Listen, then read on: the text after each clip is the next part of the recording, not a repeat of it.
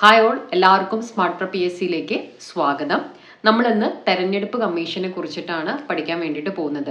ഇപ്പോൾ last 18ാം Lok Sabha election ഒക്കെ കഴിഞ്ഞു. അതുപോലെ തന്നെ ഇനി ഇലക്ഷൻ, നമ്മുടെ സ്റ്റേറ്റ് ഇലക്ഷൻ ഒക്കെ വരാനുണ്ട്.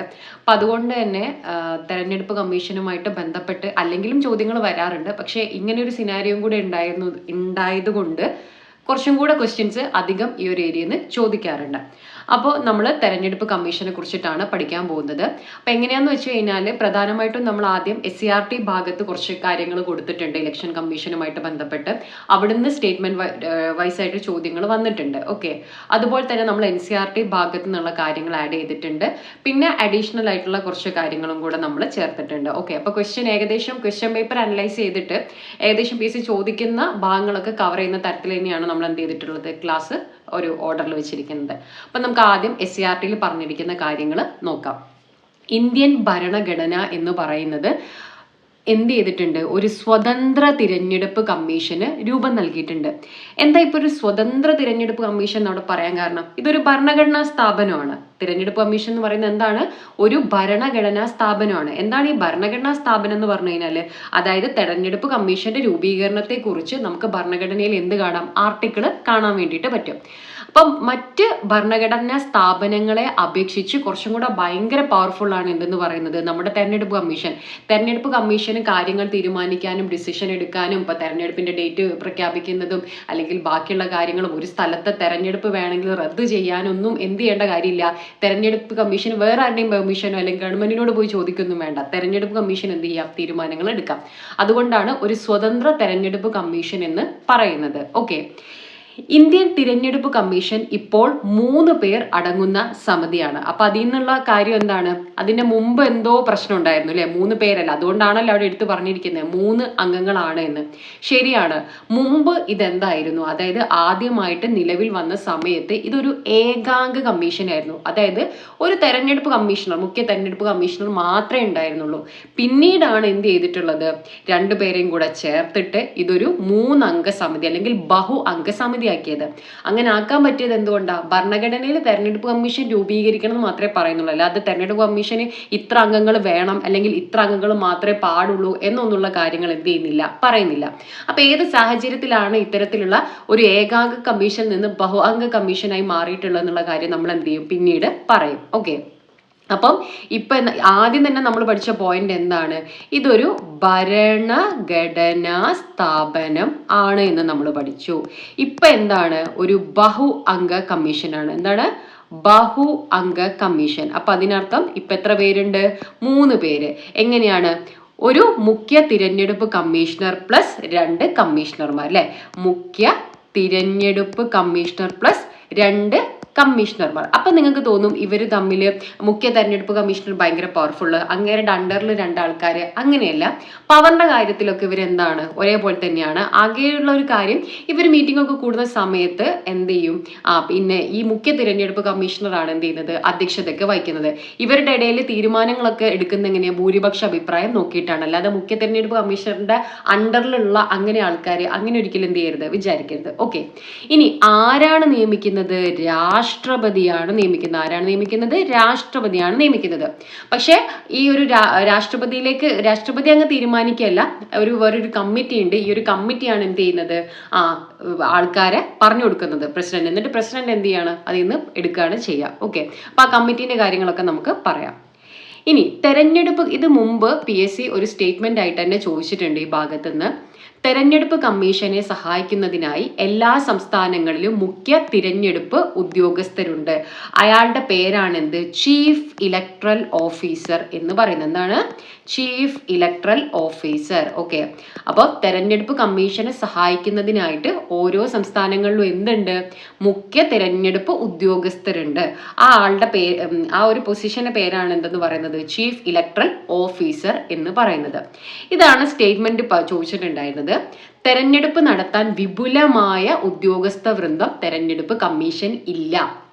അപ്പം PSC ഉണ്ട് എന്നെങ്ങാനും പറഞ്ഞിട്ടാണ് കൊടുത്തിരിക്കുന്നത്. അപ്പോൾ ആ സ്റ്റേറ്റ്മെന്റ് എന്തായിരുന്നു? തെറ്റാ. കാരണം സ്വാഭാവികമായിട്ട് നമ്മളായിരിക്കും ഇലക്ഷൻ എന്ന് പറഞ്ഞാൽ വലിയൊരു സംഭവം, ഒരുപാട് ആൾക്കാർ വേണമല്ലോ. ശരിയാണ്, നമ്മൾ ഒരുപാട് ഉദ്യോഗസ്ഥരെ കണ്ടിട്ടുണ്ട്. അപ്പോൾ എന്തായാലും ശരിയാണ്, ഉദ്യോഗസ്ഥ വൃന്ദം ഉണ്ടാവും നമ്മൾ വിചാരിക്കും. അങ്ങനെയല്ല. കാരണം തിരഞ്ഞെടുപ്പ് കമ്മീഷന് സ്ഥിരമായിട്ട് എന്തില്ല, ഇങ്ങനെ ഒരുപാട് ഒഫീഷ്യൽസ് നമ്മൾ വേറെ ഗവൺമെന്റ് ഓഫീസേഴ്സ് കാണുന്ന പോലെ ഇല്ല. കാരണം എന്താ, തെരഞ്ഞെടുപ്പ് നടത്താൻ അത്രയും ആൾക്കാരെ വേണം. എല്ലാ വർഷവും അല്ലെങ്കിൽ എല്ലാ ദിവസവും തെരഞ്ഞെടുപ്പിന്റെ ഡ്യൂട്ടീസും പരിപാടികളും ഇല്ല. അപ്പോൾ അതെന്താണ്, ഗവൺമെന്റ് നഷ്ടമാണ്. അപ്പോൾ ഗവൺമെന്റ് എപ്പോഴും എന്താ ചെയ്യുന്നത്, ഓൾറെഡി ഗവൺമെന്റിന്റെ ഭാഗമായിട്ടുള്ള ഗവൺമെന്റ് ഉദ്യോഗസ്ഥരെ എന്ത് ചെയ്യാണ് ചെയ്യുക, ഇലക്ഷൻ വരുമ്പോൾ ഇലക്ഷൻ ഡ്യൂട്ടിക്ക് ഇടുകയാണ് ചെയ്യുന്നത്. അപ്പം നിങ്ങളുടെ വീട്ടിലൊക്കെ ഗവൺമെന്റ് എംപ്ലോയീസ് ആരെങ്കിലും ഉണ്ട്, അല്ലെങ്കിൽ നമ്മുടെ ടീച്ചേഴ്സിന്റെ കാര്യം തന്നെ ആലോചിച്ചു. ചില സമയത്തൊക്കെ നമ്മൾ പണ്ട് കേട്ടിട്ടുണ്ടാവും, ചിലപ്പോൾ ഉച്ചയ്ക്ക് ശേഷമൊക്കെ ഇലക്ഷൻ സമയത്തൊക്കെ നമുക്ക് എന്ത് ചെയ്യും, ഫ്രീ പീരീഡ് കിട്ടും. എന്താ, ടീച്ചേഴ്സ് ഇലക്ഷൻ അതിന്റെ ട്രെയിനിങ്ങിന് പോയതാണ് എന്നൊക്കെ നമ്മൾ കേട്ടിട്ടുണ്ടാവും. അപ്പൊ അതാണ് സംഭവം. സ്ഥിരമായിട്ടുള്ള ഒരു ഉദ്യോഗസ്ഥ വൃന്ദമാർക്കില്ല, തെരഞ്ഞെടുപ്പ് കമ്മീഷന് ഇല്ല. ആവശ്യമായി വരുന്ന സന്ദർഭങ്ങളിൽ കേന്ദ്ര സംസ്ഥാന ഗവൺമെന്റ് ഉദ്യോഗസ്ഥരെ തെരഞ്ഞെടുപ്പ് ജോലികൾക്ക് നിയോഗിക്കുകയാണ് ചെയ്യുന്നത്. രാഷ്ട്രപതി, ഉപരാഷ്ട്രപതി, രാജ്യസഭ, ലോകസഭ, സംസ്ഥാന തിരഞ്ഞെടുപ്പുകൾ നടത്തുന്നത് ആരാണ്? ഇന്ത്യൻ തെരഞ്ഞെടുപ്പ് കമ്മീഷനാണ്. അപ്പൊ ഇതെപ്പോഴും ചോദിക്കാറുണ്ട്, കേന്ദ്ര തെരഞ്ഞെടുപ്പ് കമ്മീഷൻ നടത്തുന്ന തെരഞ്ഞെടുപ്പുകൾ ഏത് അല്ലെങ്കിൽ അല്ലാത്തതൊക്കെ ചോദിക്കാറുണ്ട്. കാരണം എന്തുകൊണ്ടാണ്, ഒരു സംസ്ഥാന തെരഞ്ഞെടുപ്പ് കമ്മീഷനും കൂടെ ഉണ്ട്. അപ്പൊ ഇത് കൺഫ്യൂഷൻ ആവണ്ട. സംസ്ഥാന തിരഞ്ഞെടുപ്പ് കമ്മീഷൻ ഒരൊറ്റ തിരഞ്ഞെടുപ്പ് മാത്രമേ നടത്തുള്ളൂ. അത് ഏത് തെരഞ്ഞെടുപ്പാണ്? നമ്മുടെ ലോക്കൽ സെൽഫ് ഗവൺമെന്റ്, തദ്ദേശ സ്വയംഭരണ സ്ഥാപനങ്ങളിലേക്കുള്ള തെരഞ്ഞെടുപ്പ്, അല്ലെങ്കിൽ നമുക്ക് പറയാം പഞ്ചായത്ത്, മുനിസിപ്പാലിറ്റി തെരഞ്ഞെടുപ്പാണ് ആര് നടത്തുന്നത്? നമ്മുടെ സംസ്ഥാന തെരഞ്ഞെടുപ്പ് കമ്മീഷൻ നടത്തുള്ളൂ. ബാക്കി എല്ലാ തെരഞ്ഞെടുപ്പും ആരാ നടത്തുന്നത്? നമ്മുടെ കേന്ദ്ര തിരഞ്ഞെടുപ്പ് കമ്മീഷൻ ആണ് നടത്തുന്നത്. ഓക്കെ, അപ്പം ചിലപ്പോൾ ചിലർക്കെങ്കിലും ഒരു സംശയം ഉണ്ടാവും, സംസ്ഥാന തെരഞ്ഞെടുപ്പ് കമ്മീഷനാണ് നിയമസഭാ തെരഞ്ഞെടുപ്പ് നടത്തുന്നതെന്ന് വിചാരിക്കും. കാരണം സംസ്ഥാനത്താണല്ലോ. ഒരിക്കലും അങ്ങനെ വിചാരിക്കരുത്, ഭയങ്കര തെറ്റാണ്. കാരണം അത് നമ്മളെപ്പോഴും ഓട്ടോമാറ്റിക്കലി അങ്ങനെ ആലോചിച്ചു പോകും, സംസ്ഥാന തെരഞ്ഞെടുപ്പ് കമ്മീഷൻ എന്ന് കാണുമ്പോൾ. അല്ല, ഈവൻ ലോകസഭ, രാജ്യസഭ, രാഷ്ട്രപതി, ഉപരാഷ്ട്രപതി, അതുപോലെ തന്നെ നിയമസഭാ തിരഞ്ഞെടുപ്പുകളും ആര് തന്നെയാണ് നടത്തുന്നത്? കേന്ദ്ര തിരഞ്ഞെടുപ്പ് കമ്മീഷനാണ്. സംസ്ഥാന തിരഞ്ഞെടുപ്പ് കമ്മീഷൻ ഒരേ ഒരു തിരഞ്ഞെടുപ്പേ നടത്തുന്നുള്ളൂ. അത് ഏതാണ്? തദ്ദേശ സ്വയംഭരണ സ്ഥാപനങ്ങളിലേക്കുള്ള തിരഞ്ഞെടുപ്പാണ്. ഇനി ഭരണഘടനയുടെ അനുച്ഛേദം 324 പ്രകാരം 1950 ജനുവരി 25-നാണ് എന്ത് ചെയ്യുന്നത്?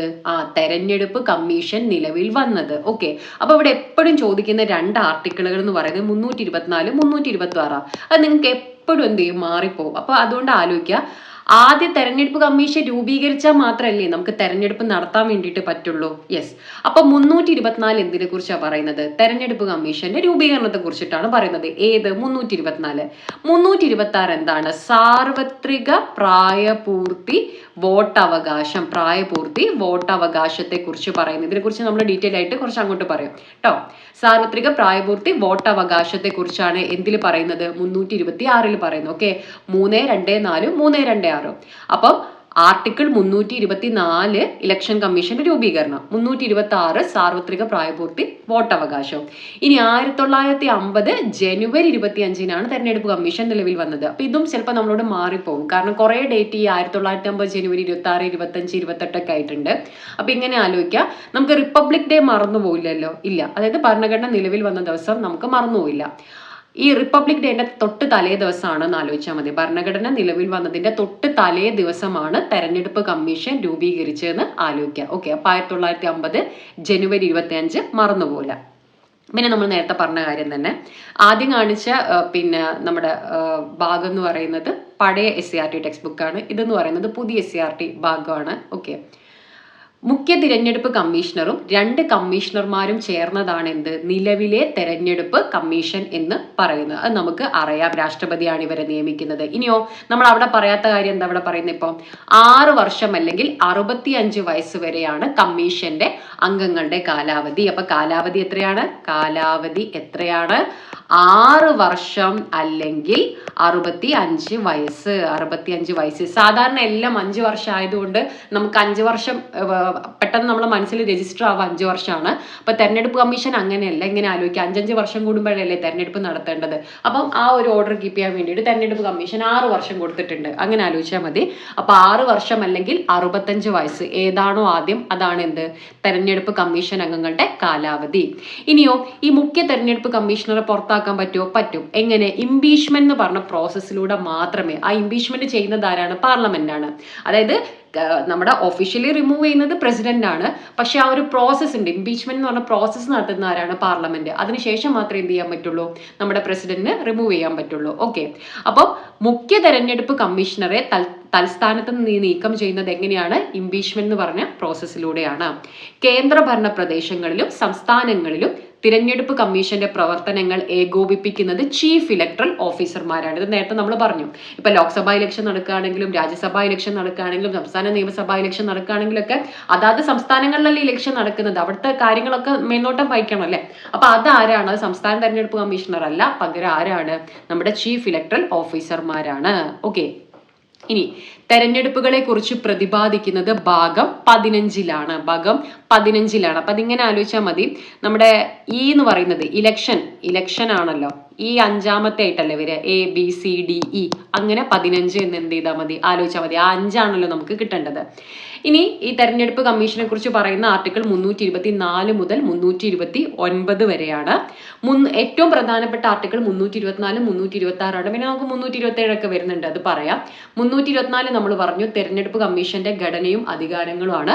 326 സാർവത്രിക പ്രായപൂർത്തി വോട്ടവകാശം ആണ്. ഓക്കെ. ഇനി ദേശീയ സമ്മതിദായക ദിനം അല്ലെങ്കിൽ വോട്ടേഴ്സ് ഡേ ആയിട്ട് ആചരിക്കുന്ന എന്നാണ്? അത് ജനുവരി 25-നാണ്. കാരണം എന്താ? 1950 ജനുവരി 25-നാണ് നമ്മുടെ തെരഞ്ഞെടുപ്പ് കമ്മീഷൻ നിലവിൽ വന്നത്. ഓക്കെ. അതിന്റെ ഓർമ്മയ്ക്കായിട്ട് ജനുവരി 25 എന്ത് ചെയ്യുന്നു? ദേശീയ സമ്മതിദായക ദിനമായിട്ട് ആചരിക്കുന്നു. ഓക്കെ. ദേശീയ സമ്മതിദായക ദിനമായിട്ട് ആചരിക്കുന്നു. എന്ന് തൊട്ടിട്ടാണ് ജനുവരി 25 സമ്മതിദായക ദിനമായിട്ട് ആചരിക്കാൻ തുടങ്ങിയത്? 2011 മുതലാണ്. ഓക്കെ. ബാക്കിയൊന്നും നമുക്ക് അങ്ങനെ കാര്യമായിട്ട് വായിക്കാനൊന്നുമില്ല. ഇത് തന്നെയാണ്, നിങ്ങളൊന്ന് വായിച്ച് നോക്കിയാൽ മതി. ഓക്കെ. ഇനി നമുക്ക് പിന്നെ തുല്യതാ പരീക്ഷ ടെക്സ്റ്റ് ബുക്കിൽ നിന്നും അതുപോലെ തന്നെ നമ്മുടെ NCERT ടെക്സ്റ്റ് ബുക്കിൽ നിന്നും കൂടെ എടുത്തിട്ടുള്ള ഭാഗങ്ങൾ ഇവിടെ കൊടുത്തിട്ടുണ്ട്. അപ്പൊ രാഷ്ട്രപതിയാണ് തെരഞ്ഞെടുപ്പ് കമ്മീഷനെ നിയമിക്കുന്നത് നമുക്ക് മനസ്സിലായി. തെരഞ്ഞെടുപ്പ് കമ്മീഷൻ 1950-ലാണ് രൂപീകരിച്ചത്. 89 വരെ എന്തായിരുന്നു? തെരഞ്ഞെടുപ്പ് കമ്മീഷൻ ഒരു ഏകാംഗ കമ്മീഷൻ ആയിരുന്നു. പിന്നീട് 89-ലെ പൊതു തെരഞ്ഞെടുപ്പിന് മുമ്പാണ് എന്ത് ചെയ്യുന്നത്? 2 തെരഞ്ഞെടുപ്പ് കമ്മീഷണറെ കൂടെ നിയമിച്ച് കമ്മീഷനെ ബഹുഅംഗ കമ്മീഷനാക്കി. പക്ഷേ പിന്നീട് ആ ഇലക്ഷൻ കഴിഞ്ഞപ്പോൾ എന്ത് ചെയ്തു? പഴയ പോലെ തന്നെ ഏകാംഗ കമ്മീഷനാക്കി. പക്ഷെ അടുത്ത ഇലക്ഷൻ ആകുമ്പോഴത്തേക്ക് എന്ത് ചെയ്തിട്ടുണ്ട്? പിന്നെ വീണ്ടും പഴയ പോലെ ബഹുഅംഗ കമ്മീഷനാക്കി. അപ്പൊ നിലവിൽ എങ്ങനെയാണ്? ഇതൊരു 3 അംഗ കമ്മീഷനാണ്. ഒന്നിൽ കൂടുതൽ ആൾക്കാരുള്ളത് കൊണ്ടാണ് നമ്മൾ ഇതിന് എന്ത് വിളിക്കുന്നത്? ബഹുഅംഗ കമ്മീഷൻ എന്ന് വിളിക്കുന്നത്. അപ്പൊ എന്തായിരിക്കും ഈ 1989 ഇപ്പൊ പ്രത്യേകമായിട്ട് ഇപ്പൊ ഒരു 2 ആൾക്കാരെയും കൂടെ ചേർത്ത് കമ്മീഷൻ ഇങ്ങനെ വലുതാക്കാൻ എന്തായിരിക്കും കാരണം? ഒന്ന് ആലോചിച്ച് നോക്കിക്കേ, എന്താ പ്രശ്നം? ഈ 1989 ഒരു പ്രത്യേകമായിട്ടൊരു കാര്യം നടക്കുന്നുണ്ട്. എന്താണ് ആ കാര്യം? 61-ാം ഭേദഗതി. എന്താ ഈ ഭേദഗതിന്റെ പ്രത്യേകത? വോട്ടിംഗ് പ്രായം 21 വയസ്സിൽ നിന്നും എന്താക്കി മാറ്റി? നമുക്ക് കുറയ്ക്കല്ലേ, താഴോട്ടല്ലേ ആരോ മാർക്കിടണ്ട അല്ലേ?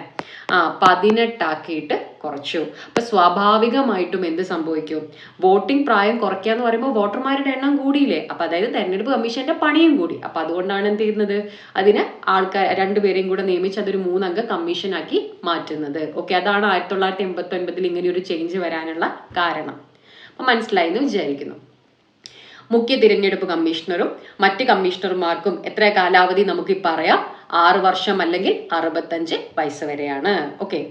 ഇനി തെരഞ്ഞെടുപ്പ് കമ്മീഷന്റെ യോഗങ്ങളിൽ അധ്യക്ഷത വഹിക്കുന്നത് മുഖ്യ തിരഞ്ഞെടുപ്പ് കമ്മീഷണർ ആണെങ്കിലും തെരഞ്ഞെടുപ്പുമായി ബന്ധപ്പെട്ട വിഷയങ്ങളിൽ 3 പേർക്കും തുല്യ അധികാരങ്ങളാണ്. ഈ കാര്യങ്ങളൊക്കെ നമ്മൾ നേരത്തെ പറഞ്ഞു.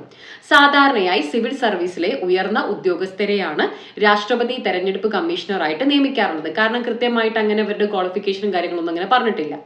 തെരഞ്ഞെടുപ്പ് കമ്മീഷന് സ്വതന്ത്ര പദവിയാണുള്ളതെങ്കിലും പെരുമാറ്റ ദൂഷ്യമോ ശാരീരികമോ മാനസികമോ ആയ അയോഗ്യത തെളിയിക്കപ്പെട്ടാൽ രാഷ്ട്രപതിക്ക് എന്ത് ചെയ്യാം? കാലാവധി പൂർത്തിയാകുന്നതിന് മുമ്പ് പാർലമെന്റിന്റെ പ്രത്യേക ഭൂരിപക്ഷത്തോടെ അവരെ പുറത്താക്കാൻ പറ്റും. അതാണ് നമ്മൾ പറഞ്ഞ പാർലമെന്റിൽ ആ പ്രോസസ്സിനെയാണ് നമ്മൾ ഇംപീച്ച്മെന്റ് എന്ന് പറയുന്നത്. അപ്പൊ പുറത്താക്കുന്നത് ആരാണ്? പ്രസിഡന്റ് തന്നെയാണ്, അത് പാർലമെന്റ് ഒന്നല്ല. പക്ഷെ ആ ഒരു പുറത്താക്കാനുള്ള പ്രോസസ്സിനെയാണ് നമ്മൾ ഇംപീച്ച്മെന്റ് എന്ന് പറയുന്നത്. ഇന്ത്യൻ തിരഞ്ഞെടുപ്പ് കമ്മീഷനെ സഹായിക്കുന്നതിന് വേണ്ടി ഓരോ സംസ്ഥാനത്തിലും ഒരു മുഖ്യ തിരഞ്ഞെടുപ്പ് ഓഫീസർ ഉണ്ട്. ഈ ഒരു പോയിന്റ് നമ്മൾ ഒരുപാട് തവണ പറഞ്ഞതാണ്. എന്നാലും നിങ്ങൾക്കതിങ്ങനെ കൺഫ്യൂഷൻ ഉള്ളവർക്ക് രജിസ്റ്റർ ആയിക്കോട്ടെ എന്ന് വിചാരിച്ചിട്ടാണ് വീണ്ടും വീണ്ടും പറയുന്നത്. ഇപ്പം അത്യാവശ്യം ഈ ഒരു പഠിച്ചെത്തിയവർക്ക് എപ്പോഴും പറയുന്ന പോലെ ഇതിലങ്ങനെ പ്രത്യേകിച്ച് കൺഫ്യൂഷൻ ഒന്നുമില്ല. പക്ഷേ പഠിച്ച് തുടങ്ങുന്നവർക്ക് എപ്പോഴും ഈ ടോപ്പിക്കൊക്കെ ഭയങ്കര കൺഫ്യൂഷനാണ്. കാരണം ഈ പറയുന്ന ചീഫ് ഇലക്ടറൽ ഓഫീസർ, സംസ്ഥാന തെരഞ്ഞെടുപ്പ് കമ്മീഷൻ പിന്നെ എന്താ ചെയ്യുന്നത്, ഇങ്ങനെ എപ്പോഴും ഒരുപാട് ഡൗട്ട് ഉണ്ടാവാറുണ്ട്. അപ്പം അതുകൊണ്ടാണ് അത് പറഞ്ഞത്. പിന്നെ ഈ ചാപ്റ്റേഴ്സിൻ്റെ ഒക്കെ PDF ടെലഗ്രാം ഗ്രൂപ്പിലുണ്ട്. അതുപോലെ തന്നെ നമ്മൾ SCRT NCRT റിലേറ്റഡ് ആയിട്ടുള്ള ടെസ്റ്റുകളൊക്കെ പോൾ എക്സാംസും നടത്താറുണ്ട്. അപ്പോൾ അങ്ങനെ ഒരു ക്വസ്റ്റ്യൻസും കൂടെ അറ്റംപ്റ്റ് ചെയ്യുമ്പോൾ എന്ത് ചെയ്യും, നിങ്ങൾക്ക് ഈ ഒരു ടോപ്പിക്കൊക്കെ റെഡിയാവും. ഇനി ബാക്കി നോക്കുക. മുഖ്യ തിരഞ്ഞെടുപ്പ് കമ്മീഷണറുടെയും തിരഞ്ഞെടുപ്പ് കമ്മീഷണർമാരുടെയും കാലാവധിയുടെ സംരക്ഷണം ഭരണഘടന ഉറപ്പ് നൽകുന്നു. കാരണം നമ്മൾ നേരത്തെ വായിച്ചത് നമ്മുടെ തുല്യതാ പരിഷത്ത് ടെക്സ്റ്റ് ബുക്കിലുള്ള ഭാഗമാണ്. അതേ സെയിം കാര്യം തന്നെ ഇത് NCRT ഭാഗമാണ്, റിപ്പീറ്റഡ് ആയിട്ട് പറയുന്നേ ഉള്ളൂ. 6 വർഷമോ അഥവാ 65 വയസ്സ് വരെയോ ഏതാണോ ആദ്യം വരുന്നത് അതുവരെയാണ് അവരുടെ നിയമന കാലാവധി. പാർലമെന്റിന്റെ ഇരുസഭകളുടെയും പ്രത്യേക ഭൂരിപക്ഷത്തോടെ ഒരു പ്രമേയം പാസാക്കിയാൽ ഇന്ത്യൻ രാഷ്ട്രപതിക്ക് കാലാവധി പൂർത്തിയാക്കുന്നതിന് മുമ്പ് മുഖ്യ തെരഞ്ഞെടുപ്പ് കമ്മീഷണറെ പുറത്താക്കുവാൻ സാധിക്കും.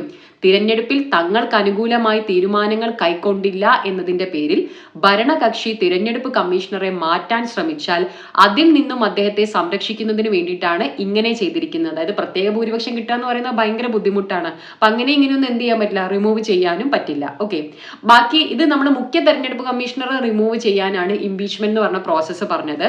ബാക്കി തെരഞ്ഞെടുപ്പ് കമ്മീഷണർമാരെ എന്ത് ചെയ്യാം, രാഷ്ട്രപതിക്ക് നീക്കം ചെയ്യാൻ പറ്റും. അതിന് ഇംപീച്ച്മെന്റ് പ്രോസസ് ഒന്നും ആവശ്യമില്ല.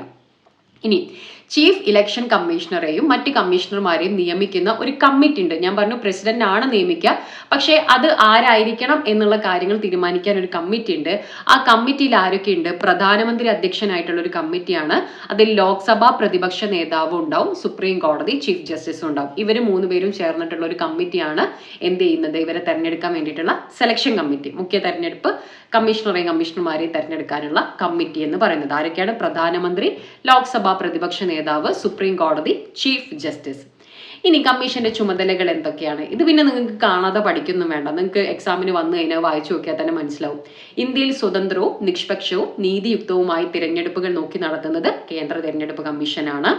പാർലമെന്റ് അംഗങ്ങൾ, നിയമസഭാംഗങ്ങൾ, രാഷ്ട്രപതി, ഉപരാഷ്ട്രപതി എന്നിവരുടെ തിരഞ്ഞെടുപ്പുകൾക്ക് മേൽനോട്ടം വഹിക്കുകയും നടത്തുകയും ചെയ്യുന്നു.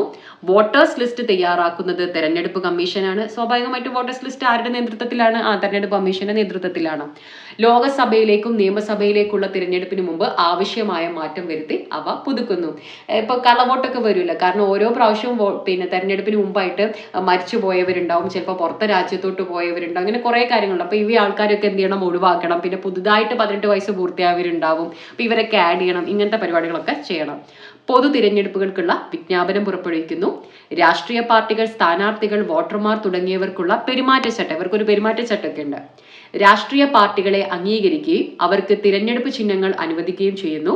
തിരഞ്ഞെടുപ്പിന്റെ സുഗമമായ നടത്തിപ്പിന് ആവശ്യമായ ഉദ്യോഗസ്ഥരെ നൽകുന്നതിന് രാഷ്ട്രപതിയോടും സംസ്ഥാന ഗവർണർമാരോടും അപേക്ഷിക്കുന്നു. സ്വതന്ത്രവും നീതിപൂർണവുമായ തിരഞ്ഞെടുപ്പ് നടത്താനുള്ള അന്തരീക്ഷം ഇല്ലെങ്കിൽ തിരഞ്ഞെടുപ്പ് റദ്ദാക്കാനും നീട്ടിവെക്കാനും എന്ത് ചെയ്യാൻ പറ്റും? കമ്മീഷന് സാധിക്കും. സ്വതന്ത്ര സ്ഥാനാർത്ഥികൾക്ക് തിരഞ്ഞെടുപ്പ് ചിഹ്നങ്ങൾ അനുവദിക്കുന്നു. ഇത് എപ്പോഴും ചോദിക്കാറുണ്ട്. തിരഞ്ഞെടുപ്പ് ചിഹ്നങ്ങൾ അനുവദിക്കുന്നത് ആരാണ്? അത് തെരഞ്ഞെടുപ്പ് കമ്മീഷനാണ്. അതുപോലെ തെരഞ്ഞെടുപ്പുമായി ബന്ധപ്പെട്ട ചെലവുകൾക്ക് പരിധി നിശ്ചയിക്കുന്നു. സ്ഥാനാർത്ഥികളും രാഷ്ട്രീയ പാർട്ടികളും സമർപ്പിക്കുന്ന തെരഞ്ഞെടുപ്പ് കണക്കുകൾ പരിശോധിക്കുന്നു. തിരഞ്ഞെടുപ്പ് കണക്കുകൾ വീഴ്ച വരുത്തുന്ന മത്സരാർത്ഥിയെ അയോഗ്യനാക്കുന്നു. ഇത് പിന്നെ വെറുതെ ഇങ്ങനെ എക്സ്പ്ലെയിൻ ചെയ്ത് നമുക്ക് സമയം കളയണ്ട. നമുക്ക് ആവശ്യമുള്ള കുറെ കാര്യങ്ങൾ പറയാനുണ്ട്. നിങ്ങൾക്ക് മനസ്സിലാവാത്തതായിട്ട് ഈ ഒരു ഭാഗത്ത് അങ്ങനെ കാര്യമായിട്ട് ഒന്നുമില്ല. അടുത്തതായിട്ട് നമുക്ക് EVM മെഷീനെ കുറിച്ച് പറയുന്ന കാര്യങ്ങൾ നോക്കാം. പണ്ട് നമുക്കറിയാം നമ്മുടെ ബോക്സിൽ നമ്മൾ എഴുതിയിട്ട് ഇടുകയായിരുന്നു. ഇപ്പം എങ്ങനെയാണ്? നമുക്ക് ഇഷ്ടപ്പെട്ട സ്ഥാനാർത്ഥിൻ്റെ നേരെ നമ്മളൊരു ബട്ടൺ അമർത്തിയാൽ മതി. അപ്പം അതെന്താണ്? ഇലക്ട്രോണിക് വോട്ടിംഗ് മെഷീനാണ്. അപ്പം അതിനെക്കുറിച്ചാണ് പറയുന്നത്. ലോകത്തിലെ ഏറ്റവും വലിയ ജനാധിപത്യ പ്രക്രിയയാണ് ഇന്ത്യയിലെ തിരഞ്ഞെടുപ്പ് എന്ന് പറയുന്നത്. തെരഞ്ഞെടുപ്പ് പ്രക്രിയ കൂടുതൽ സുതാര്യമാക്കുന്നതിനും അതുപോലെ അതിലുണ്ടാവുന്ന ക്രമക്കേടുകളൊക്കെ ഒഴിവാക്കാൻ വേണ്ടിയിട്ടാണ് എന്ത് ചെയ്യുന്നത്? ഇലക്ട്രോണിക് വോട്ടിംഗ് മെഷീന് കൊണ്ടുവന്നിട്ടുള്ളത്. അപ്പോൾ ഇവിടെ എപ്പോഴും ചോദിക്കുന്ന ചോദ്യം, ഇലക്ട്രോണിക് വോട്ടിംഗ് മെഷീൻ ആദ്യമായിട്ട് ഉപയോഗിച്ചത് എവിടെയാണെന്നാണ്. അത് നമ്മുടെ കേരളത്തിലാണ്. അതും കേരളത്തിലെ പറവൂർ നിയമസഭാ മണ്ഡലത്തിലേക്കുള്ള ഉപതെരഞ്ഞെടുപ്പിലാണ് എന്ത് ചെയ്യുന്നത്? ഈ ഇലക്ട്രോണിക് വോട്ടിംഗ് മെഷീൻ ആദ്യമായിട്ട് ഉപയോഗിക്കുന്നത്. ഏതാണ് വർഷം? 1982. 1982 കേരളത്തിലെ പറവൂർ നിയമസഭാ മണ്ഡലത്തിലേക്കുള്ള ഉപതെരഞ്ഞെടുപ്പിലാണ് എന്ത് ചെയ്യുന്നത്, ആദ്യമായിട്ട് ഇലക്ട്രോണിക് വോട്ടിംഗ് മെഷീൻ ഉപയോഗിക്കുന്നത്. എന്നാൽ ഒരു ലോക്സഭാ ഇലക്ഷന് കംപ്ലീറ്റ് ലോക്സഭാ മണ്ഡലങ്ങളിലേക്കും ഒന്നിച്ച് ഈ ഇലക്ട്രോണിക് വോട്ടിംഗ് മെഷീൻ ഉപയോഗിക്കുന്ന എപ്പോഴാണ്, 2004 പാർലമെന്റ് തെരഞ്ഞെടുപ്പിലാണ്. 543 നിയോജക മണ്ഡലങ്ങളിലും എന്ത് ചെയ്തു, EVM മെഷീന് ഉപയോഗിച്ചു. ഓക്കെ, ഇലക്ട്രോണിക് വോട്ടിംഗ് മെഷീനിൽ കൺട്രോൾ യൂണിറ്റ്, ബാലറ്റ് യൂണിറ്റ് എന്നീ 2 യൂണിറ്റുകളാണുള്ളത്. സുതാര്യത ഉറപ്പുവരുത്തുന്നതിനായി voter verified paper audit trail സംവിധാനവും ഉൾപ്പെടുത്തിയിട്ടുണ്ട്. അതായത് നമ്മൾ കൊടുത്തിട്ടുള്ള ആൾക്ക് തന്നെയാണോ വോട്ട് പോയിട്ടുള്ളതെന്ന് നമുക്ക് വെരിഫൈ ചെയ്യാനുള്ള ഒരു ചെറിയൊരു പ്രിന്റ് പേപ്പർ നമുക്ക് അവിടെ നിന്ന് കിട്ടും. അത് നമുക്ക് പുറത്തൊക്കെ കൊണ്ടിട്ടൊന്നും കൊണ്ടുവരാൻ പറ്റില്ല, അവിടെ തന്നെ ഇടണം. തിരഞ്ഞെടുപ്പ് പ്രക്രിയയുടെ വേഗത വർദ്ധിപ്പിക്കുന്നതിനും ഫലപ്രഖ്യാപനം വേഗത്തിലാക്കാനും അതുപോലെ തന്നെ ചെലവ് കുറയ്ക്കാനും വേണ്ടിയിട്ട് ഈ ഒരു ഇലക്ട്രോണിക് വോട്ടിംഗ് മെഷീൻ എന്ത് ചെയ്തിട്ടുണ്ട്, സഹായിച്ചിട്ടുണ്ട്. ഓക്കെ, തിരഞ്ഞെടുപ്പ് കമ്മീഷന്റെ ചുമതലകൾ, ഉത്തരവാദിത്തങ്ങൾ തുടങ്ങിയവ നിർവചിക്കുന്നതിനും വിപുലവും സങ്കീർണവുമായ തിരഞ്ഞെടുപ്പ് സംവിധാനം കാര്യക്ഷമവും ബഹുജന പങ്കാളിത്തമുള്ളതാക്കി മാറ്റുന്നതിനും സുസംഘടിതമായ നിയമങ്ങൾ നമ്മുടെ രാജ്യത്തുണ്ട്. അതായത് നമ്മുടെ ഭരണഘടനയിൽ കൃത്യമായിട്ട് ഈ പറയുന്ന തെരഞ്ഞെടുപ്പ് കമ്മീഷന് എന്തൊക്കെ കാര്യങ്ങളാണ് ചെയ്യുന്നത് എന്നുള്ളത്, അല്ലെങ്കിൽ അതുപോലെ തിരഞ്ഞെടുപ്പുമായിട്ട് ബന്ധപ്പെട്ട കുറെ നിയമാവലികളുണ്ട്. ഇതൊന്നും നമ്മുടെ ഭരണഘടനയിൽ പറഞ്ഞിട്ടില്ല. അതൊക്കെ പിന്നീട് വന്നിട്ടുള്ള കുറച്ച് നിയമങ്ങളുണ്ട്. ജനപ്രാതിനിധ്യ നിയമം 1950-51 ഇതിലാണ് എന്ത് പ്രധാനമായിട്ടും ഈ കാര്യങ്ങളൊക്കെ പറയുന്നത്. അപ്പം ഇത് എന്ത് ചെയ്യണം, നമ്മുടെ പുതിയ ടെക്സ്റ്റ് ബുക്കിൽ ഇത് കൊടുത്തിട്ടുണ്ട്. അപ്പൊ അതുകൊണ്ട് തന്നെ നന്നായിട്ട് പഠിക്കണം. ഈ ഭാഗത്ത് നിന്ന് എന്ത് ചെയ്യും, ചോദ്യങ്ങൾ വരും. ആദ്യം റെപ്രസെന്റേഷൻ ഓഫ് പീപ്പിൾ ആക്ട് 1950. പാർലമെന്റിലെയും സംസ്ഥാന നിയമസഭകളിലെയും തിരഞ്ഞെടുപ്പുകളിലേക്കുള്ള നിയോജക മണ്ഡലങ്ങൾ നിശ്ചയിക്കുന്നതിനും അവയുടെ അതിർത്തി പുനർനിർണയിക്കുന്നതിനും വോട്ടർ പട്ടിക തയ്യാറാക്കുന്നതിനുമുള്ള വ്യവസ്ഥകൾ ക്രോഡീകരിക്കുന്ന നിയമമാണ് എന്തെന്ന് പറയുന്നത്, 1950 ജനപ്രാതിനിധ്യ നിയമം. എല്ലാ പാർലമെന്റ് മണ്ഡലങ്ങളും ഏകാംഗ മണ്ഡലങ്ങളാണെന്ന് ഈ നിയമം അനുശാസിക്കുന്നു. എന്താണെന്ന് മനസ്സിലായോ? അതായത് ഒരു നിയോജക മണ്ഡലത്തിൽ നിന്ന് ഒരാളെ തെരഞ്ഞെടുക്കപ്പെടുള്ളൂ. അതായത് എത്ര പേർക്ക് വേണമെങ്കിലും മത്സരിക്കാം, പക്ഷെ എന്ത് ചെയ്യുള്ളൂ, ഒരാളെ തെരഞ്ഞെടുക്കപ്പെടുള്ളൂ. അതാണ് എല്ലാ പാർലമെന്റ് മണ്ഡലങ്ങളും ഏകാംഗ മണ്ഡലങ്ങളാണെന്ന് ഏത് നിയമത്തിലാണ് പറയുന്നത്, 1950 ജനപ്രാതിനിധ്യ നിയമത്തില്. നിയോജക മണ്ഡലങ്ങളുടെ വിഭജനം, പുനർനിർണയം, മുഖ്യ തിരഞ്ഞെടുപ്പ് ഓഫീസർ, ജില്ലാ തിരഞ്ഞെടുപ്പ് ഓഫീസർമാർ, വോട്ടർ പട്ടിക തയ്യാറാക്കുന്നതിനുള്ള ഇലക്ട്രൽ രജിസ്ട്രേഷൻ ഓഫീസർമാർ എന്നിവരുടെ നിയമനം, വോട്ടർ പട്ടിക തയ്യാറാക്കൽ തുടങ്ങിയ കാര്യങ്ങളൊക്കെ ഈ നിയമം വ്യവസ്ഥ ചെയ്യുന്നു. അപ്പൊ ഇങ്ങനെ മനസ്സിലാക്കി വെക്കുക. അതായത് നമ്മൾ തെരഞ്ഞെടുപ്പിന് വേണ്ടിയിട്ടുള്ള ഏറ്റവും ബേസിക് ആയിട്ടുള്ള കാര്യങ്ങളൊക്കെ എവിടെയാ പറയുന്നത്, ജനപ്രാതിനിധ്യ നിയമം 1950 ഇതിന്റെ അടുത്ത പടി, അതായത് തെരഞ്ഞെടുക്കപ്പെട്ടതിന് ശേഷമുള്ള കാര്യങ്ങൾ, നമ്മുടെ റെപ്രസെൻറ്റേറ്റീവ്സുമായിട്ട് ബന്ധപ്പെട്ട കാര്യങ്ങളൊക്കെയാണ് ഈ 51 പറയുന്നത്. അപ്പോൾ ഏറ്റവും ബേസിക് കാര്യങ്ങൾ, തെരഞ്ഞെടുപ്പുമായി ബന്ധപ്പെട്ട ബേസിക് കാര്യങ്ങൾ എവിടെയാണ് പറയുന്നത്, ജനപ്രാതിനിധ്യ നിയമം 1950 ഇനി നമുക്ക് 51 നോക്കാം. ഇന്ത്യൻ പാർലമെന്റിലേക്കും സംസ്ഥാന നിയമസഭകളിലേക്കും തിരഞ്ഞെടുപ്പ് നടത്തുന്നതിനും തിരഞ്ഞെടുക്കപ്പെട്ടവരുടെ യോഗ്യതയും അയോഗ്യതയും നിർണ്ണയിക്കുന്നതിനും തിരഞ്ഞെടുപ്പ് തർക്കങ്ങൾക്കുള്ള പരിഹാരങ്ങൾ വ്യവസ്ഥ ചെയ്യുന്നതിനുമുള്ള നിയമമാണ് എന്ത്, 1951 ജനപ്രാതിനിധ്യ നിയമം. അതാ പറഞ്ഞത്, തിരഞ്ഞെടുപ്പ് കഴിഞ്ഞിട്ടുള്ള നെക്സ്റ്റ് സ്റ്റെപ്പ് കാര്യങ്ങളൊക്കെയാണ് ഇവിടെ പറയുന്നത്. ജനപ്രാതിനിധ്യ നിയമം 1951 പറയുന്നത്. ഈ നിയമത്തിൽ തിരഞ്ഞെടുപ്പുമായി ബന്ധപ്പെട്ട കുറ്റകൃത്യങ്ങൾ, പാർലമെന്റ് അംഗങ്ങളുടെ യോഗ്യതകൾ, അയോഗ്യതകൾ എന്നിവയെക്കുറിച്ച് പ്രതിപാദിക്കുന്നു. പാർലമെന്റിലെയും സംസ്ഥാന നിയമസഭകളിലെയും അംഗങ്ങളെ അയോഗ്യരാക്കുന്നതിനെ കുറിച്ചും തിരഞ്ഞെടുപ്പ് സംവിധാനത്തെക്കുറിച്ചും മുഖ്യ തിരഞ്ഞെടുപ്പ് കമ്മീഷണർ, ജില്ലാ തിരഞ്ഞെടുപ്പ് ഓഫീസർ, തിരഞ്ഞെടുപ്പ് നിരീക്ഷകർ, റിട്ടേണിംഗ് ഓഫീസർമാർ എന്നിവരുടെ ചുമതലകളും യോഗ്യതകളും ഈ നിയമത്തിൽ നിർവചിച്ചിരിക്കുന്നു.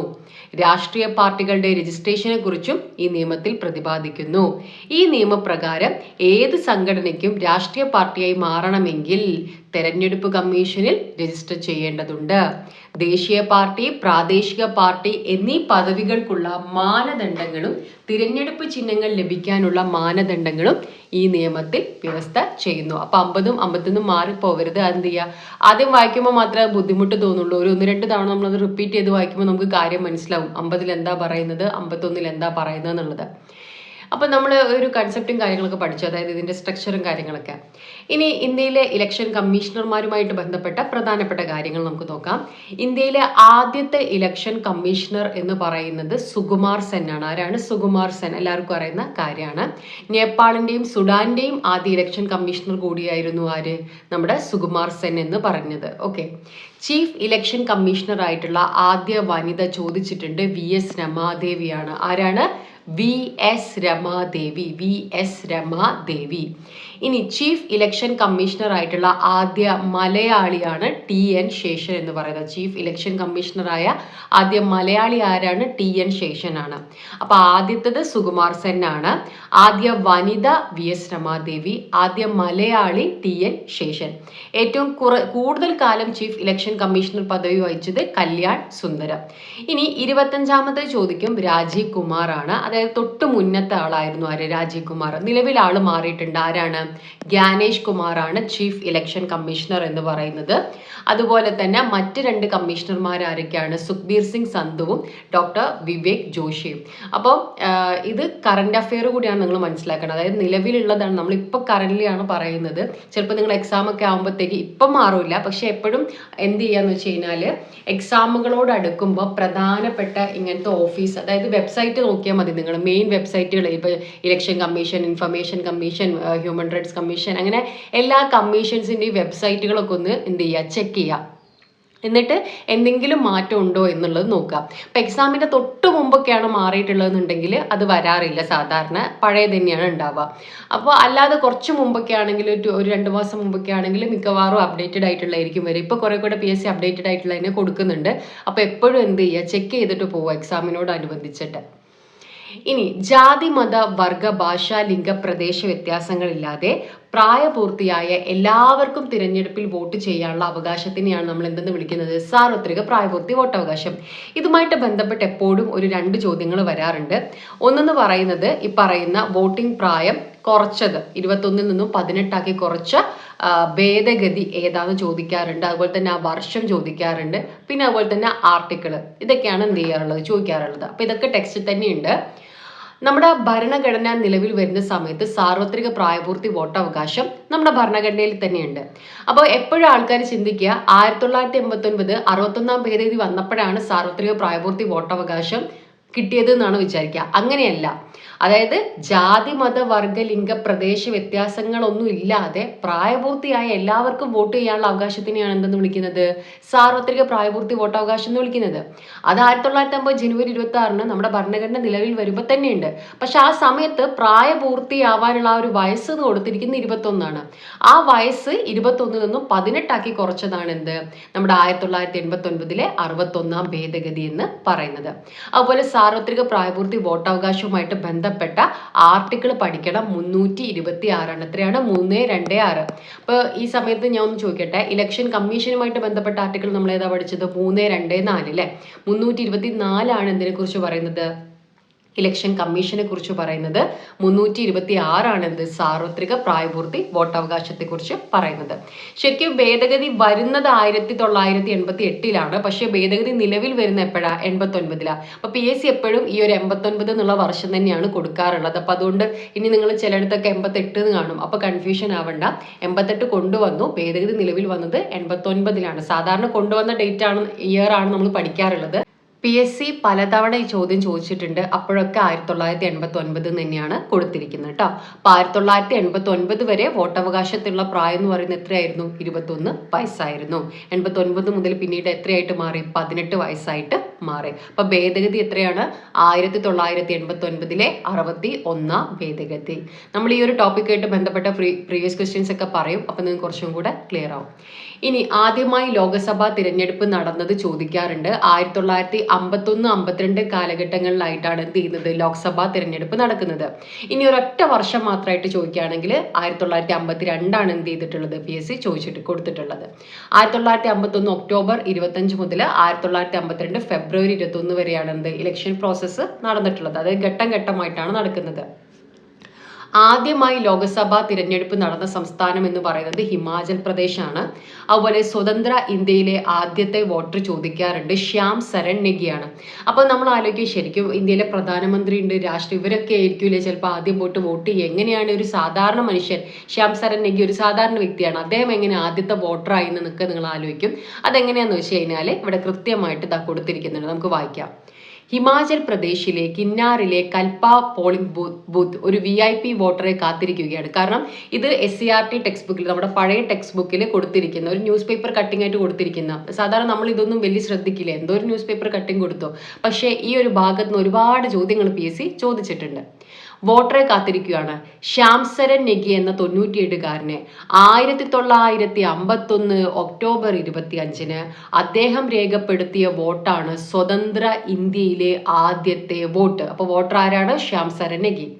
സ്വതന്ത്ര ഇന്ത്യയിലെ ആദ്യത്തെ തെരഞ്ഞെടുപ്പ് നടന്നത് 1952 പക്ഷേ സമുദ്രനിരപ്പിൽ നിന്ന് 2759 മീറ്റർ ഉയരത്തിൽ എപ്പോഴും മഞ്ഞു വീണുകൊണ്ടിരിക്കുന്ന കിന്നാറിൽ 6 മാസം മുൻപ് തെരഞ്ഞെടുപ്പ് നടത്താൻ സർക്കാർ തീരുമാനിച്ചു. അതായത് സാധാരണ സമയം എല്ലായിടത്തും നടത്തുന്ന സമയമാകുമ്പോഴത്തേക്കും ഇവിടെ എന്ത് ചെയ്യാൻ പറ്റില്ല, തെരഞ്ഞെടുപ്പ് നടത്താൻ പറ്റില്ല. അതുകൊണ്ട് തന്നെ ഇവിടെ എന്ത് ചെയ്തു എന്ന് വെച്ചാൽ 6 മാസം മുമ്പ് തന്നെ തെരഞ്ഞെടുപ്പ് നടത്തി. അങ്ങനെയാണ് നെഗി ആദ്യ വോട്ട് രേഖപ്പെടുത്തുന്നതും അത് ചരിത്രത്തിൽ ഇടം പിടിക്കുന്നതും. ഇത് ആരാ പറഞ്ഞാൽ ചോദിച്ചിട്ടുണ്ട് ഈ ഒരു കോട്ട്. എന്താ കോട്ട്? സ്വാതന്ത്ര്യം കിട്ടിയതിന്റെ ആവേശമായിരുന്നു അന്നെല്ലാം ഞങ്ങൾക്ക്, അതിരില്ലാത്ത ആനന്ദവും അഭിമാനവുമായിരുന്നു വോട്ട് ചെയ്തിറങ്ങിയപ്പോൾ. ഇത് ആരാ പറഞ്ഞത്? ശ്യാം സരൺ നെഗിയാണ് പറഞ്ഞത്. അതിനുശേഷം 27 തെരഞ്ഞെടുപ്പുകളിൽ വോട്ട് ചെയ്ത അദ്ദേഹം ഇത്തവണയും സമ്മതിദിനാവകാശം പാഴാക്കില്ലെന്ന ദൃഢനിശ്ചയത്തിലാണ്. 2014 ലോക്സഭാ തിരഞ്ഞെടുപ്പിലെ പ്രചാരണ അംബാസിഡറാണ് നെഗി. യുവതലമുറയുടെ അദ്ദേഹത്തിന് എന്താ പറയാനുള്ളത്? വോട്ട് ചെയ്യാതിരിക്കരുത്, രാജ്യത്തോട് നമുക്ക് നിർവഹിക്കാനുള്ള കർത്തവ്യമാണിത്. ഇപ്പൊ പോയിന്റ് ഒക്കെ പഠിച്ചു എന്ന് വിചാരിക്കുന്നു. ഇനി ഓരോ പൊസിഷനിലേക്കും അല്ലെങ്കിൽ ഓരോ നമുക്ക് മത്സരിക്കാനുള്ള മിനിമം പ്രായമാണ് ഇവിടെ കൊടുത്തിരിക്കുന്നത്. അതായത് രാഷ്ട്രപതിയായി മത്സരിക്കണമെങ്കിൽ 35 വയസ്സ്, ഉപരാഷ്ട്രപതി ആണെങ്കിൽ 35 വയസ്സ്. രാജ്യസഭ 30 വയസ്സാണെങ്കിൽ ലോകസഭയിലേക്ക് എത്ര മതി? 25 വയസ്സ് മതി. സംസ്ഥാന നിയമസഭയിലേക്ക് മത്സരിക്കാനും 25 വയസ്സാണ്. നഗരസഭ, പഞ്ചായത്ത് അതായത് തദ്ദേശ സ്വയംഭരണ സ്ഥാപനങ്ങളിലേക്ക് മത്സരിക്കാൻ 21 വയസ്സ്. ഇപ്പൊ രാഷ്ട്രപതി ഉപരാഷ്ട്രപതി 30, കുറച്ചൊന്ന് പ്രായം വേണം അല്ലെ. രാഷ്ട്രപതി ഉപരാഷ്ട്രപതി 35 വയസ്സാണ്. രാജ്യസഭ 30. അപ്പൊ മാറിപ്പോകരുത്. ലോകസഭയ്ക്കും നിയമസഭയ്ക്കും എത്ര മതി? 25 വയസ്സാണ്. തദ്ദേശ സ്വയംഭരണ സ്ഥാപനങ്ങൾ 21 വയസ്സ്. ഇനി നിഷേധ വോട്ട്, നോട്ട നിങ്ങൾ കേട്ടിട്ടുണ്ടാവും അല്ലെ, നൺ ഓഫ് ദി എബോവ്. തിരഞ്ഞെടുപ്പിൽ മത്സരിക്കുന്ന എല്ലാ സ്ഥാനാർത്ഥികളെയും തിരസ്കരിക്കാൻ വോട്ടർമാർക്ക് അവകാശം നൽകുന്ന നിഷേധ വോട്ട് ഇന്ത്യയിൽ നടപ്പിലായി. ഇലക്ട്രോണിക് വോട്ടിംഗ് മെഷീനിൽ സ്ഥാനാർത്ഥികളുടെ പേരിന് അവസാനമായി ഉൾപ്പെടുത്തിയ ബട്ടൺ അമർത്തി നിഷേധ വോട്ട് രേഖപ്പെടുത്താം. ഇനി നമ്മൾ സംസ്ഥാന തെരഞ്ഞെടുപ്പ് കമ്മീഷനെ കുറിച്ചിട്ടാണ് പറയാൻ പോകുന്നത്. അപ്പൊ സംസ്ഥാന തെരഞ്ഞെടുപ്പ് കമ്മീഷൻ ഭരണഘടന നിലവിൽ വരുന്ന സമയത്ത് ഉണ്ടായിരുന്നു? ഇല്ല. കാരണം സംസ്ഥാന തെരഞ്ഞെടുപ്പ് കമ്മീഷന്റെ ഡ്യൂട്ടി എന്താണ്? തദ്ദേശ സ്വയംഭരണ സ്ഥാപനങ്ങളിലേക്കുള്ള തെരഞ്ഞെടുപ്പ് നടത്തുക എന്നുള്ളതല്ലേ? അതെ. അപ്പോൾ തദ്ദേശ സ്വയംഭരണ സ്ഥാപനങ്ങളിലേക്കുള്ള തെരഞ്ഞെടുപ്പ് നടത്താൻ വേണ്ടിയിട്ടാണ് എന്ത് സംസ്ഥാന തിരഞ്ഞെടുപ്പ് കമ്മീഷൻ രൂപീകരിച്ചത്. അതായത് 73, 74 ഭേദഗതികളിലൂടെ തന്നെയാണ് എന്ത് ചെയ്യുന്നത് സംസ്ഥാന തെരഞ്ഞെടുപ്പ് കമ്മീഷനും രൂപീകരിക്കുന്നത്. 73ാം ഭേദഗതി പ്രകാരം ഓരോ സംസ്ഥാനങ്ങളിലും സംസ്ഥാന ഗവൺമെന്റുകൾ തെരഞ്ഞെടുപ്പ് കമ്മീഷനെ നിയമിക്കേണ്ടതുണ്ട്. പഞ്ചായത്ത് രാജ് സ്ഥാപനങ്ങളിലേക്കും നഗരപാലികകളിലേക്കും തിരഞ്ഞെടുപ്പ് നടത്തുവാനുള്ള ഉത്തരവാദിത്തം ഈ തിരഞ്ഞെടുപ്പ് കമ്മീഷനുകൾക്കാണ് ഉള്ളത്. ഇന്ത്യയുടെ തിരഞ്ഞെടുപ്പ് കമ്മീഷണറെ പോലെ തികച്ചും സ്വതന്ത്രാധികാരമുള്ള ഒന്നാണിത്. അതായത് ഒരു സ്വതന്ത്ര സ്ഥാപനമാണ്.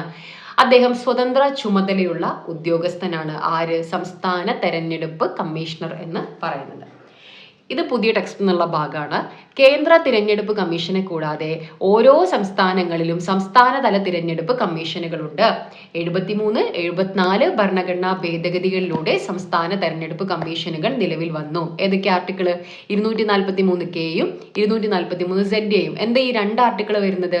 അതായത് ഒന്ന് 73ാം ഭേദഗതി പ്രകാരം പഞ്ചായത്തിലേക്കുള്ള തെരഞ്ഞെടുപ്പ് നടത്താൻ സംസ്ഥാന തെരഞ്ഞെടുപ്പ് കമ്മീഷൻ രൂപീകരിക്കണം എന്ന് പറയുന്നത് എവിടെയാ? 243Kയില്. അതുപോലെ തന്നെ നഗരപാലിക സംവിധാനങ്ങളിലേക്ക് തെരഞ്ഞെടുപ്പ് നടത്താൻ വേണ്ടിയിട്ട് സംസ്ഥാന തെരഞ്ഞെടുപ്പ് കമ്മീഷനെ രൂപീകരിക്കണം എന്ന് പറയുന്നത് എവിടെയാ? 243ZA. ചിലപ്പോൾ 243K മാത്രമേ കൊടുക്കുള്ളൂ. അപ്പൊ ഇലക്ഷൻ K, ആ ഒരു ക്ക് എന്ന് പറയുന്ന ഒരു പ്രാസം ഒപ്പിച്ച് അങ്ങനെ പറഞ്ഞു കഴിഞ്ഞാൽ അതവിടെ കിട്ടും. ഓക്കെ, ഓൾറെഡി നമ്മൾ ഇത് പഞ്ചായത്ത് രാജിന്റെ ടോപ്പിക്കിൽ ഈ ആർട്ടിക്കിളുകളൊക്കെ പറഞ്ഞിട്ടുണ്ട്. തദ്ദേശ സ്വയംഭരണ സ്ഥാപനങ്ങളിലേക്കുള്ള വോട്ടർ പട്ടിക തയ്യാറാക്കൽ, തിരഞ്ഞെടുപ്പിനുള്ള മേൽനോട്ടവും നിയന്ത്രണവും തുടങ്ങിയ ചുമതലകൾ സംസ്ഥാന തിരഞ്ഞെടുപ്പ് കമ്മീഷനുകൾ നിർവഹിക്കുന്നു. തദ്ദേശ സ്വയംഭരണ സ്ഥാപനങ്ങളിലെ അംഗങ്ങളുടെ സംവരണ സ്ഥാനങ്ങൾ നിശ്ചയിക്കുന്നതും കമ്മീഷനാണ്. കേരള സംസ്ഥാന തിരഞ്ഞെടുപ്പ് കമ്മീഷൻ നിലവിൽ വന്നത് എപ്പോഴാണ്?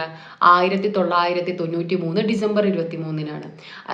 ഡിസംബർ 3-നാണ് കേട്ടോ. ഡിസംബർ 3-ന് 1993 ഡിസംബർ 3. അപ്പൊ നമ്മുടെ ദേശീയ തെരഞ്ഞെടുപ്പ് കമ്മീഷൻ എപ്പോഴായിരുന്നു നിലവിൽ വന്നത്? അത് റിപ്പബ്ലിക് ഡേയുടെ തലേന്ന് എന്നല്ലേ നമ്മൾ പഠിച്ചു വെച്ചിട്ടുള്ള. ദേശീയ എപ്പോഴാ? അപ്പൊ 1950 ജനുവരി 25. സ്റ്റേറ്റ് എപ്പോഴാ? നമ്മുടെ കേരള സംസ്ഥാന തെരഞ്ഞെടുപ്പ് കമ്മീഷൻ 1993 ഡിസംബർ 3. ഓർക്കാൻ എളുപ്പം, 3 ഇവിടെ തന്നെ ഉണ്ട്. ഡിസംബർ 3. നമ്മുടെ സംസ്ഥാനത്തെ കാര്യമാട്ടോ പറയുന്നത്. നിലവിലെ സംസ്ഥാന ഇലക്ഷൻ കമ്മീഷണർ എന്ന് പറയുന്ന എ ഷാജഹാനാണ്. കുറേ തവണ എന്ത് ചെയ്തിട്ടുണ്ട്? ചോദിച്ചിട്ടുണ്ട്. ഇനി കേരളത്തിലെ ആദ്യത്തെ ഇലക്ഷൻ കമ്മീഷണർ ആരാണെന്ന് വെച്ചാൽ MSK രാമസ്വാമിയാണ്. ആരാടെ? MSK രാമസ്വാമി. ഹൈക്കോടതി ജഡ്ജിയെ എങ്ങനെയാണോ നീക്കം ചെയ്യുന്നത് അതേ രീതി തന്നെയാണ് എന്ത് സംസ്ഥാന തെരഞ്ഞെടുപ്പ് കമ്മീഷണറെ നീക്കം ചെയ്യാൻ വേണ്ടിയിട്ടും പിന്തുടരുന്നത്. ഓക്കെ, അപ്പൊ എങ്ങനെയാണ് ഒരു സംസ്ഥാന തെരഞ്ഞെടുപ്പ് കമ്മീഷണർ നീക്കം ചെയ്യാൻ പറ്റുക? ഹൈക്കോടതി ജഡ്ജിയെ എങ്ങനെ നീക്കം ചെയ്യോ അതേ രീതിയിൽ തന്നെയാണ് തെരഞ്ഞെടുപ്പ് കമ്മീഷൻ, അതായത് സംസ്ഥാന തെരഞ്ഞെടുപ്പ് കമ്മീഷണറെ നീക്കം ചെയ്യുന്നത്. ഓക്കെ, അപ്പം ഇപ്പൊ ചില സമയത്തെന്ന് വെച്ച് കഴിഞ്ഞാൽ നിങ്ങൾ കണ്ടിട്ടുണ്ടാവും ക്വസ്റ്റ്യൻ, എനിക്ക് തോന്നുന്നു ഇലക്ഷൻ കമ്മീഷണറുമായിട്ട് ബന്ധപ്പെട്ടാണ് ആ ചോദ്യം ചോദിച്ചത് തോന്നുന്നു. ആ വെബ്സൈറ്റിൽ കൊടുത്തിരിക്കുന്ന ബേസിക് ഡീറ്റെയിൽസ് വെച്ചിട്ട് എന്നിട്ട് ആളെ തിരഞ്ഞെടുക്കാൻ വേണ്ടിയിട്ട് പറയും. അപ്പം അതുകൊണ്ട് തന്നെ ഈ വെബ്സൈറ്റിൽ ആ വ്യക്തിനെ പറ്റിയിട്ട് കൊടുത്തിരിക്കുന്ന കുറച്ച് ബേസിക് കാര്യങ്ങളുണ്ടാവും. അപ്പം അതെന്ത് ചെയ്യുക, ഒന്ന് നോക്കുക. IAS ഓഫീസർ ആയിരുന്നു, ഏത് വർഷം, ഏത് കേഡറാണ്, ഇങ്ങനത്തെ കാര്യങ്ങളൊക്കെ കൊടുത്തിട്ടുണ്ടാവും. അപ്പം അതൊക്കെ എന്ത് ചെയ്യുക, ഒന്ന് നോക്കിയിട്ട് പോവാട്ടോ. ഓക്കെ, ഞാനത് പിന്നെ വായിക്കാത്തത് ഇതൊക്കെ വെച്ച് ചേഞ്ച് ആവുന്ന കാര്യങ്ങളാണ്. അപ്പം ആദ്യത്തെ MSK രാമസ്വാമിയുടെ ഫോട്ടോ ആണത്. ഓക്കെ, അപ്പം നമുക്ക് ഇപ്പം നമ്മളെന്ന് വെച്ചാൽ ക്ലാസ്സിൽ ഈ ഒരു ഫാക്ട്സും കാര്യങ്ങളൊക്കെ പറഞ്ഞു. ഇനി ഈ ഒരു തെരഞ്ഞെടുപ്പ് കമ്മീഷനുമായിട്ട് ബന്ധപ്പെട്ട് ചോദിച്ചിരിക്കുന്ന PSC ചോദിച്ചിരിക്കുന്ന ചോദ്യങ്ങളൊക്കെ എന്ത് ചെയ്യാം, നമുക്ക് വേറൊരു വീഡിയോ ആയിട്ട് ചെയ്യാം. അപ്പോൾ ഓൾമോസ്റ്റ് പിന്നെ നമ്മുടെ SCRT NCRT ടെക്സ്റ്റ് ബുക്കുകളിൽ കൊടുത്തിരിക്കുന്ന പുതിയതും പഴയതായിട്ട് കൊടുത്തിരിക്കുന്ന എല്ലാ കാര്യങ്ങളും നമ്മൾ എന്ത് ചെയ്തിട്ടുണ്ട്, ഉൾപ്പെടുത്തിയിട്ടുണ്ട്. ബേസിക്കായിട്ട് PSC ചോദിക്കുന്ന കാര്യങ്ങൾ എന്ത് ചെയ്തിട്ടുണ്ട്, നമ്മൾ ആഡ് ചെയ്തിട്ടുണ്ട്. ഇനി നമ്മൾ ക്വസ്റ്റ്യൻസും കൂടെ ഡിസ്കസ് ചെയ്യുമ്പോഴത്തേക്കും ഈ ഒരു ടോപ്പിക്ക് സെറ്റ് ആവും. അപ്പം നിങ്ങൾക്ക് എന്തെങ്കിലും അഭിപ്രായങ്ങളൊക്കെ ഉണ്ടെങ്കിൽ പറയാം. പിന്നെ നമ്മൾ ഈ പറയുന്ന SCRT NCRT ടെക്സ്റ്റ് ബുക്കുകളുടെയൊക്കെ പോൾ എക്സാമുകൾ ടെലഗ്രാമിൽ ചെയ്യാറുണ്ട്. അപ്പം അതിൻ്റെയും കൂടെ പാർട്ടാവും. അപ്പോൾ കുറച്ചും കൂടെ ആ ഒരു സബ്ജക്റ്റ് സെറ്റ് ആവും, ആ ഒരു ബേസ് അങ്ങോട്ട് ഉറയ്ക്കും. ഓക്കെ, അപ്പോൾ താങ്ക് യു.